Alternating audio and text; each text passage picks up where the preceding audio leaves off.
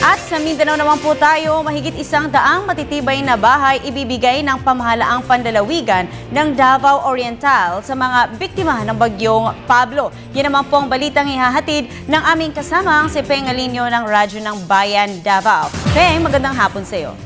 Magandang hapon, Princess. Naging maaga ang pamaskong regalo sa may 115 mga biktima ng bagyong Pablo na tumama sa Davao Oriental noong sa-4 ng Disyembre 2012 kung saan mahigit 1,000 mga kabahayan ang nawasak doon. Ang mga nasabing bahay ay matitibay at kaya na makasangga ng malakas na bagyo kung sakali man na labis na ipinaganap ng mga benepisyaryo ng Barangay Central sa Katiil, Davao Oriental na napakaswerte anyo nila sa biyayang natanggap na matatawag nilang kanila. Ayon kay Davao Oriental Governor Carlos Maranyaon na ang patuloy na konstruksyon ay pinunduhan Certified Shelter Program ng Department of Social Welfare and Development o DSWD at ng lokal na pamahalaan ng Davao Oriental.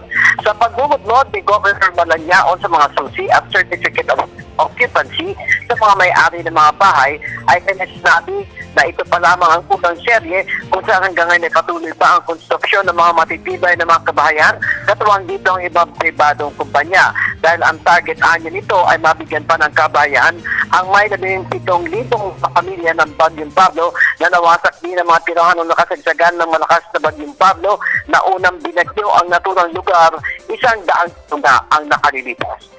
Para sa Telebisyon ng Bayan, Peng Alinio, Radyo ng Bayan, Davao.